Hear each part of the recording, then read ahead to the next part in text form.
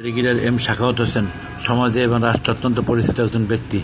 এর আগে নির্বাচন কমিশনার ছিলেন এবং একটা তত্ত্বাবধায়ক সরকারের উপদেষ্টাও ছিলেন। তিনি বর্তমান উপদেষ্টা পরিষদে ছিলেন এবং বর্তমান সাবেক উপদেষ্টা পরিষদে ছিলেন, যে ইউনূস সাহেবের ক্যাবিনেটে ছিলেন। ইউনূস সাহেবের ক্যাবিনেটের অনেক খোঁজখবর তিনি ফাঁস করে দিয়েছেন। তিনি বলেছেন যে ইউনূস সাহেব অনেক সিদ্ধান্ত একা একা নিতেন, অথবা তাকে জানাতেন না বা সকল উপদেষ্টাদের জানাতেন না।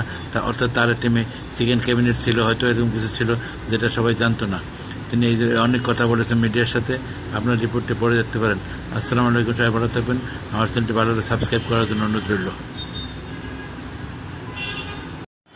জনাব সাখাওয়াত সাবেক নির্বাচন কমিশনার ছিলেন, অর্থাৎ এই বিষয়ে তার অনেক অভিজ্ঞতা আছে। সেনাবাহিনী ব্রিগেডিয়ার ছিলেন, সেই বিষয়ে অভিজ্ঞতা আছে। কিন্তু তত্ত্বাবধায়ক অন্তর্বর্তীকালীন সরকার যখন নির্বাচনের আয়োজনের ব্যবস্থা করলো, তখন তার কোনো পরামর্শ নিল না। তার পরামর্শ তো রাষ্ট্রের জন্য অনেক কাজে লাগতো। যদি পরামর্শই নেওয়া হয়, তাহলে এ ধরনের নিয়োগ দিয়ে কী লাভ?